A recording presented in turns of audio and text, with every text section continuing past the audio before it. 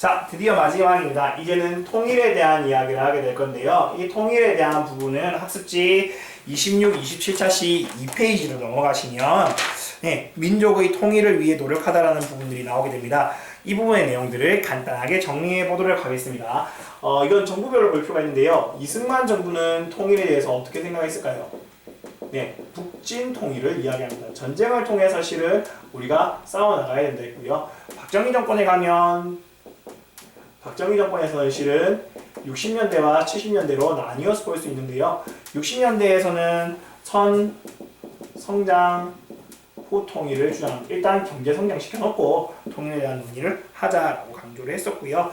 70년대 넘어오면서 실은 여러분들이 계속 강조했지만 닉슨 독트린이 발표되게 되면서 나오게 되는 모습이었던 거죠. 소위 냉전이 완화, 평화와 공존이 분위기가 요구되게 되자 70년대 7.4 남북 공동 성명이 발표되게 됩니다. 정말 중요한 내용이겠죠. 자, 1972년인데요. 우리가 통일을 앞으로 준비한다고 해서 통일의 3대 원칙을 이야기를 합니다. 그래서 자주, 평화, 민족, 대단결, 동목 이야기가 나오게 됩니다.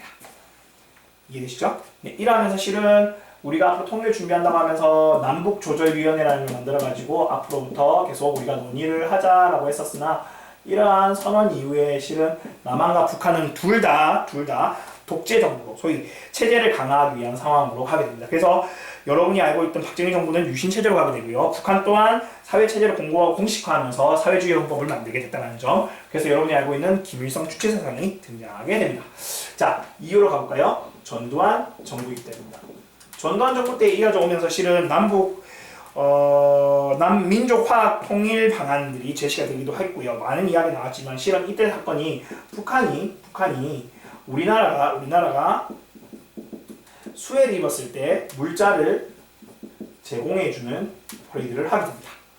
그래서 이걸 계기로 해서 남북 간에 교류가 있게 되고, 즉 우리나라가 홍수가 났는데 그 홍수에 대해서 북한이 우리에게 지원해주겠다면서 물자들을 내려주는 거예요. 이걸 계기로 해서 실은 최초의 이산가족 상봉이 일어나게 됩니다. 국제시장 영화 기억하시리라 생각을 합니다. 요거와 연예인들이 왔다 갔다 하는 예술단들이 공유하게 되는 사건들이 벌어지게 됩니다. 그러면서 조금은 화해의 무드가 나타난다 하였으나 실은 아웅산 테러 같은 것들이 나타나게 되면서 실은 칼비 폭파 사건들 같은 것들이 등장하게 되면서 또 다시금 이렇게 좀 이렇게 화해의 무드였다가 다시금 강경 무드로 바뀌게 되는 상황들이 벌어지게 됩니다. 노태우 정부에 가면 제일 중요한데요. 여기가 70년대 닉슨 독트린이었다면 여기가 90년대 선생님 말씀드렸지만 소련의 몰락, 그죠? 그래서 냉전의 종식이라고 했어요, 그죠? 그래서 우리나라가 이제는 사회주의 국가들로 적극적으로 진출해야 되는 상황이었고, 이제는 더 이상 사회주의니 자유주의니 이런 것들을 하지 않는 탈냉전 시기로 넘어가게 됩니다. 이때 우리도 북한이랑 다시금 관계를 회복하기 위해서 남북 기본 합의서라는 걸 체결하게 됩니다. 1991년이었습니다.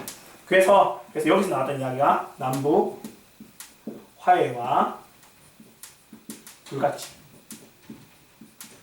그리고 남북 교류와 협력 강화에 대한 이야기가 있었습니다. 그와 동시에 유엔에 동시에 가입하게 되고요. 그리고 남북이 함께 비핵화 선언을 했었습니다. 이런 내용들 여러분들이 기억하실 필요가 있을 것 같습니다.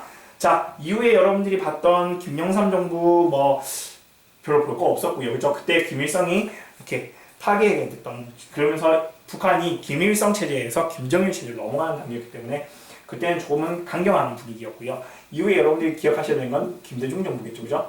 김대중 정부에서는 여러분이 봤듯이 6.15 남북 공동 선언입니다. 이 내용은 꼭 기억하셔야 되는 내용인데요. 실은 김대중 정부는 햇빛 정책을 추진하게 되면서 대북 화해 협력 정책을 추진하게 됩니다. 그래서 현대 정주영 회장이 소를 끌고 북한을 가게 되면서 자기 고향을 방문하게 되면서 이후에 화해 문제로 진전됐다고 보시면 되겠죠. 그래서 6.15 남북 공동선언에서 중요한 내용이 남북 교류와 협력을 활성화하자고 이야기를 했던 겁니다. 그래서 남북이 오고 가려고 노력해보자라는 측면에서 여러분들이 기억하시면 되고 남한의 연합제와 북한의 낮은 단계의 연방제가 똑같은 의미다라는 이야기를 강조하면서 우리가 이렇게 교류 협력을 강화하자고 이야기했습니다. 그래서 나왔던 것이 경의선, 철도 복구, 그 다음에 금강산 관광 개발, 그 다음에 개성공단을 추진했던 거죠. 이 세 가지는 외워둘 필요가 있겠죠. 이걸 통해서 실은 남북이 교류하고자 노력을 했었다.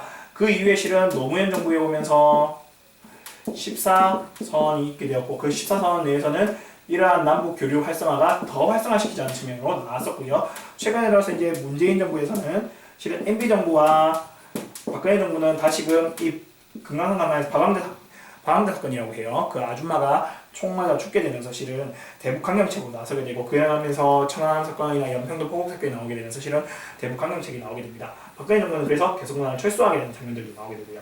문재인 정부로 오게 되면서 작년에 여러분들이 얘기했지만 4.27 선언이 나오게 됩니다. 계속 교류 협력을 강화하자는 쪽으로 다시금 회복 단계에 와 있다는 점. 이러한 흐름에서 전체적으로 7.3 공동성명, 남북기본 합의서, 6.15 남북공명선언까지는 여러분들이 중요하게 이 4.27 선언까지 오게 되는 과정에서의 중요한 국면이기 때문에 특히 잘 기억해 주셨으면 좋겠습니다.